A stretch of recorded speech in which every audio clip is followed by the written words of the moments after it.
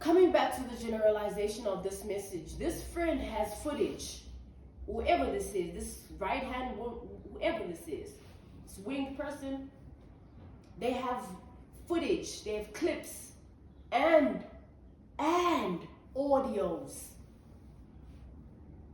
of the most scary crime that was committed against you. It was captured. This friend can't live with it because recently I'm seeing that this friend met up with this person, right? And they saw something in them that they've never seen before. This has to do with, it's like whatever they saw brought so much fear into their heart. Back to also this relative. Whatever they saw brought so much fear. They were scared for their life.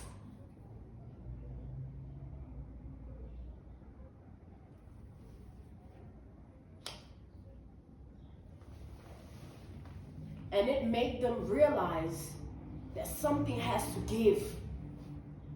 Something must happen. Because they were afraid of what this person was planning. Even though this person didn't speak it, it was clear that something was brewing. You know where you can see it in someone that you are dangerous. You are scary. You are truly mentally ill. And don't forget, because this person has been connected to this person, this friend has been connected to this doppelganger for a long time. I'm seeing that it's not a recent bond. They've been. This friend knows that this person is mentally ill.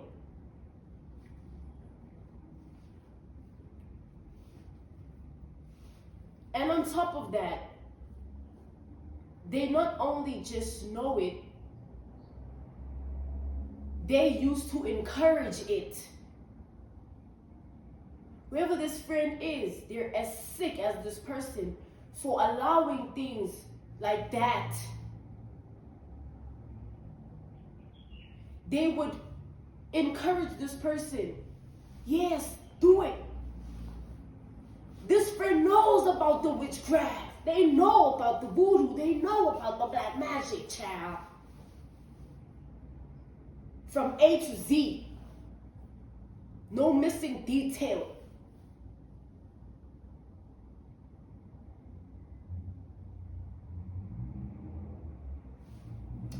So whatever they have in their possession that they want you to see and hear,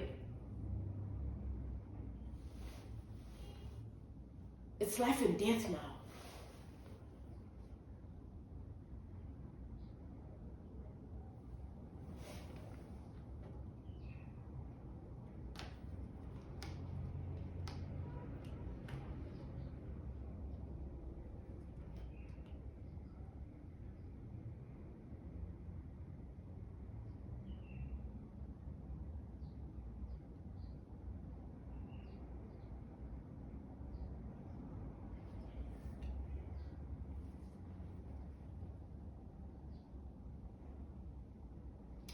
So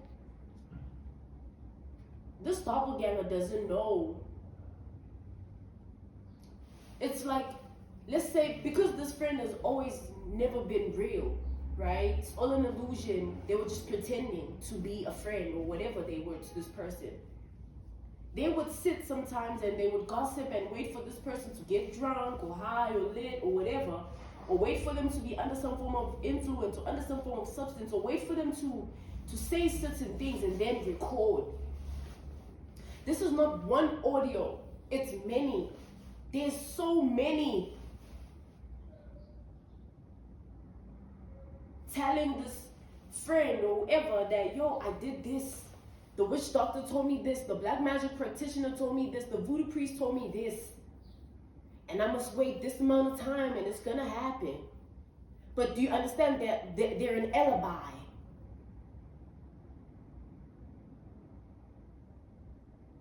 They're an alibi to this spiritual crime. And that's what they can't live with, because they're tied to it. Not that they give a damn about you.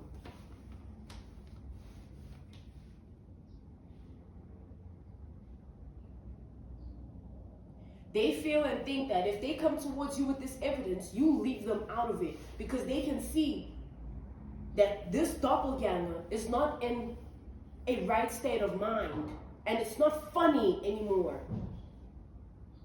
It's not funny anymore.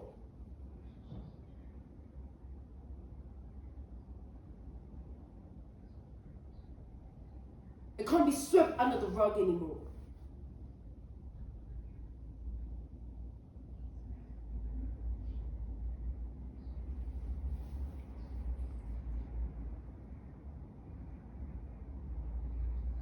Someone has experienced mind loss. You understand me, beloved? Imagine not having a brain. What is in there then? Someone is a walking corpse. If this person could get an X-ray vision of their brain, they would see it has shrunk. It's the voodoo. It's the witchcraft. It's the black magic. It has infused itself in this person's brain, and over time, it ate this person's brain. And on top of that, whatever they were instructed to do by whoever they were consulting with to get this done, this destiny swap, this fate swap, this energy swap, whoever was helping them ran the other way. When the backfire began, they knew it would come, because they already knew you were protected. They just wanted their money, honey. And they thought that if they just, play along, tell them to go ahead and dig this up and bury this, bind this, tie this, burn this, eat this, chew this, bathe with this, they thought, it was just playing along.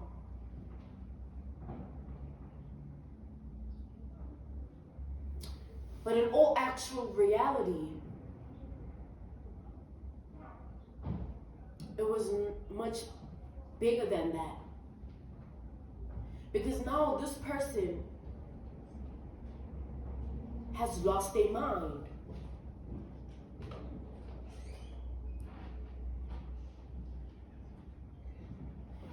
Whoever they went to blocked this person, relocated.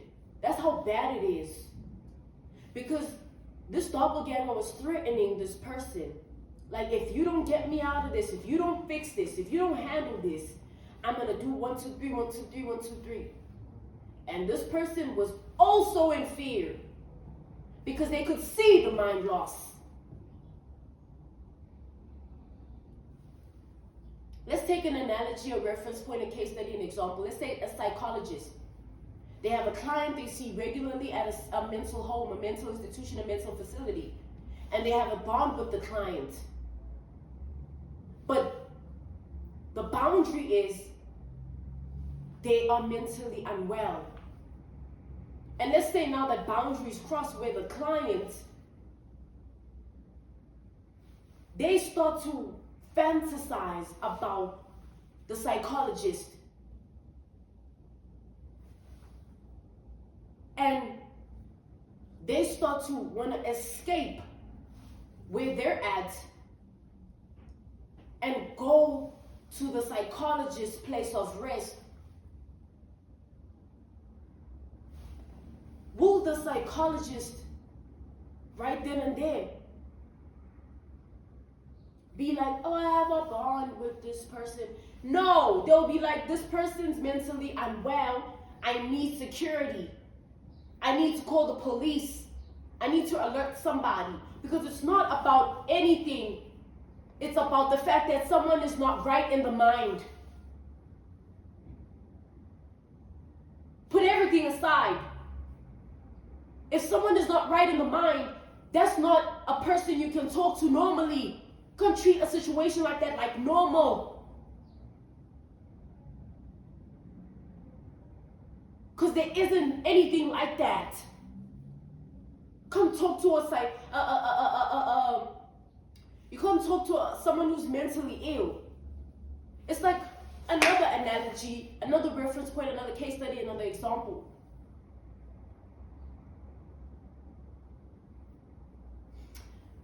I saw another video on the internet, and you see a lot of crazy things on the internet. This woman and man were in their home with their child. There comes this robber threatening to eliminate them and take everything in here that they had. This woman is dealing with a robber, right? In a way of like, she decides to say, you know what? Let me give you oral sex. Let me give you oral sex. She kneels, gives this robber oral sex to distract whatever thing is going on upstairs here in his mind, so that the husband or the boyfriend can do something. Take away the weapon.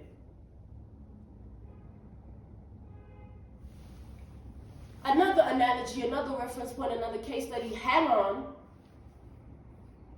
There's a movie I watched.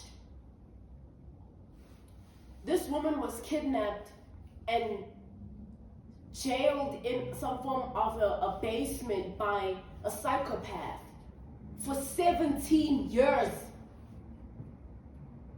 17 years.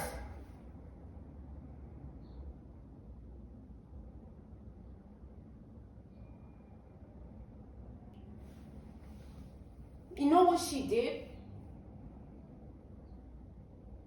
To stay alive, she pretended to love him.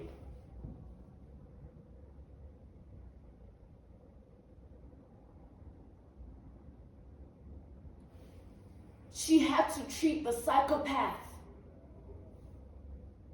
in a specific way. All as ... You feel me?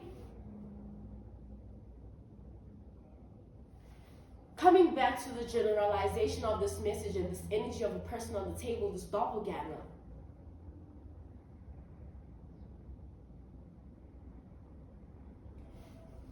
There's a way you need to go about things. Because this person is not, whatever normal is, they're not that. Whatever casual human interaction with is, they don't have that. Whatever normal, anything, there's nothing like that.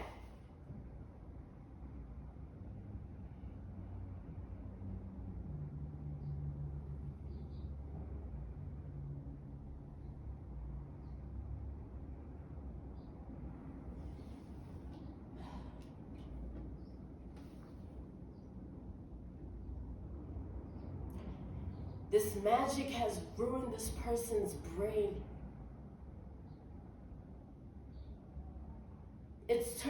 It's fried it.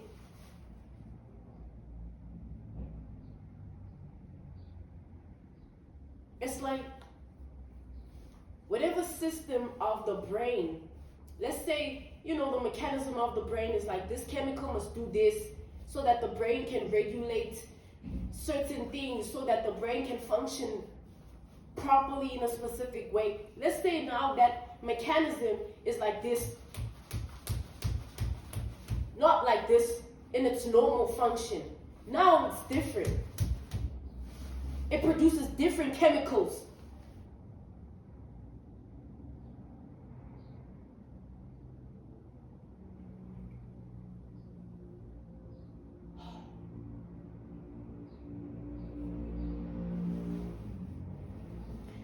Let's talk about this evidence that this friend has of the spiritual crime committed against you. So the audio, we've spoken about the audio, that this person would sit and wait for this person to say certain things and then record and pretend that they're having a conversation with them, but really they putting it on a device.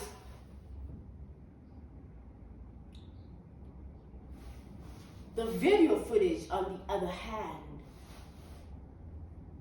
they did not have to do it themselves because this doppelganger filmed everything. From the beginning of the day they decided to do this till this day.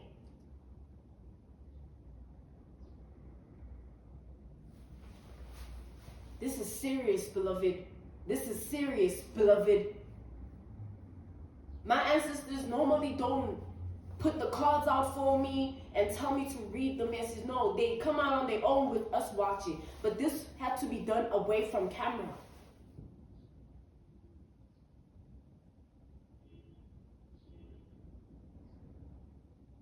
I don't know why.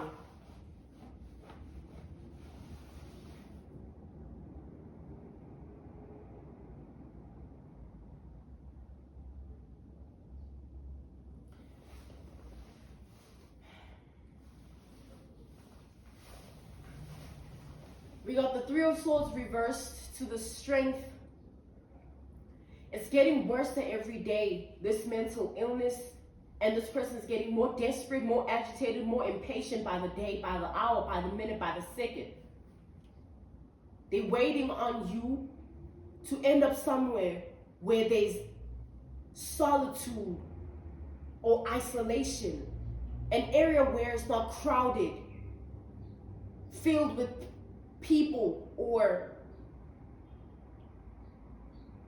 cars, whatever.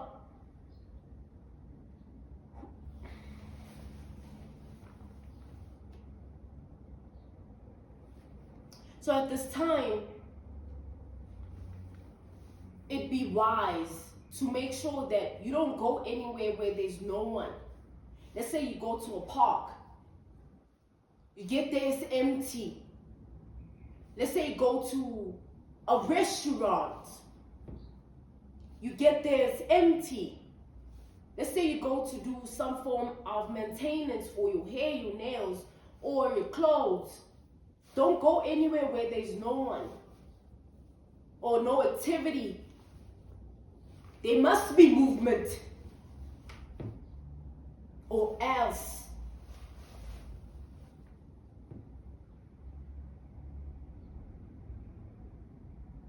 you'll be fighting for your life, running from a psychopath.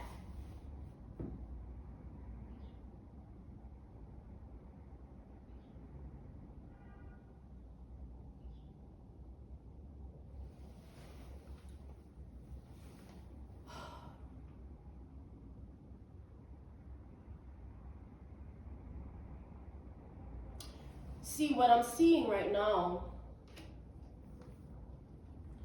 I'm smelling medication.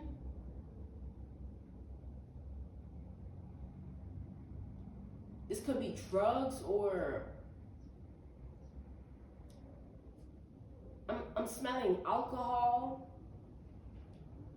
It's like the courage that this person is building up is being influenced by all these other things. They watching something, listening to something, intaking something, ingesting something. They're building the courage.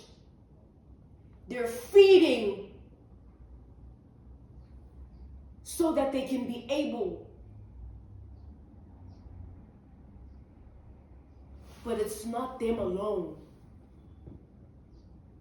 They're under more influence than just what is in the physical that they're ingesting or listening to or watching. There's a spiritual entity on them.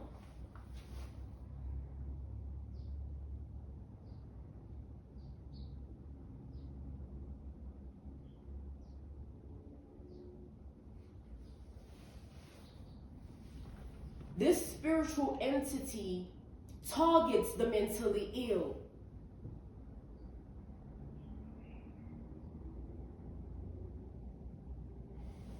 It loves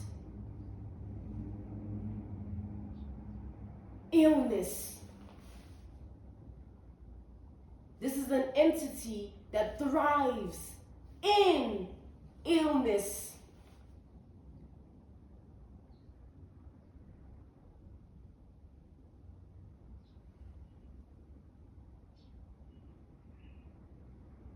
However old, it doesn't care. However old, you could be a freaking infant and it smells mental illness, whether it's genetic or DNA, it will house itself in that infant. That's why it's very, very, very important to pray.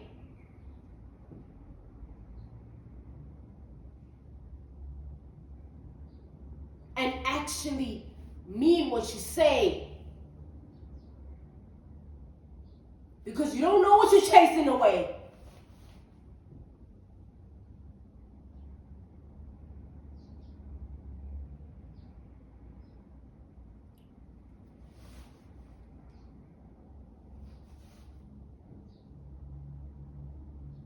This person has been under the influence of this entity since the beginning of their birth. Because like I said, this person has already been mentally ill. When they went fiddling and twiddling and dibbling and dabbling in witchcraft or voodoo or black magic, whichever one they chose, it just increased it and made it worse.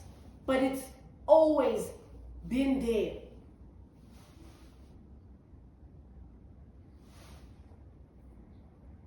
The Hierophant to the devil.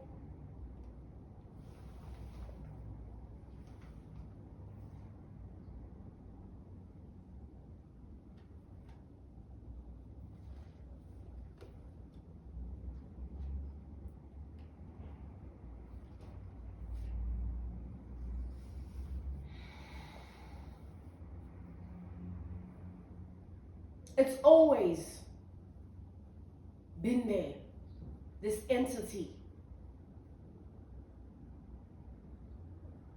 This is nothing new or anything like that at all, really, at all.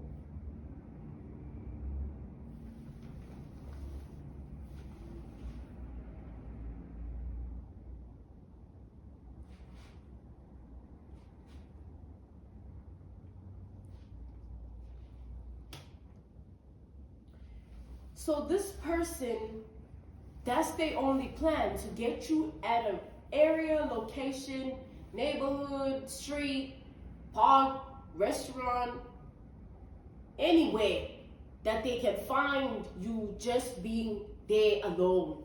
And looking around, close proximity, there's no one. Oh,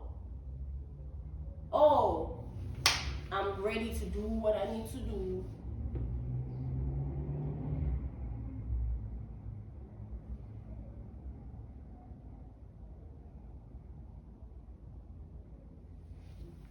You're gonna get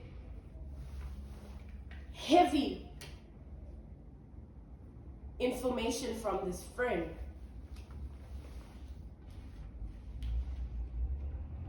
Showing and like, you're gonna have the audios, all of them. They're not gonna leave nothing behind.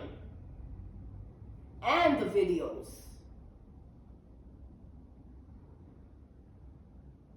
Of everything that they have access to when it comes to what they know about all of this that this person has been doing. They're afraid that they will have bad luck in their life if they don't speak and confess what they know. They feel a heavy spiritual presence in their life of bad luck already, because they feel they encouraged this. And because that's true, of course they can end up in spiritual jail, where now there's years of bad luck, nothing going together, nothing working out, nothing, because they chose to aid and encourage filth for years.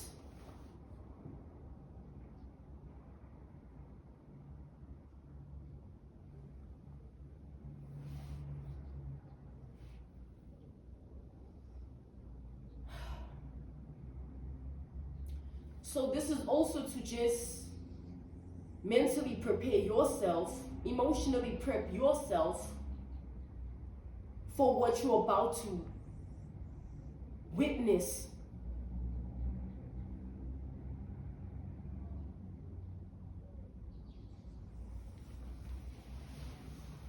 Another analogy, another reference point, case study, and example.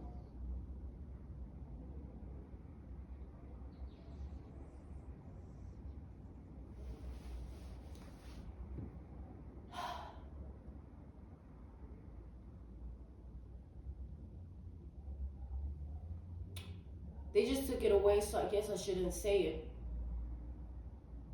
Oh, it came back. They brought it back. So, another thing I saw on the internet, just so by the way, this man had a relationship with a woman, and that woman ended up moving on with her life. There was a breakup, a separation, an ending. She moved on with her life, and had a family, got married,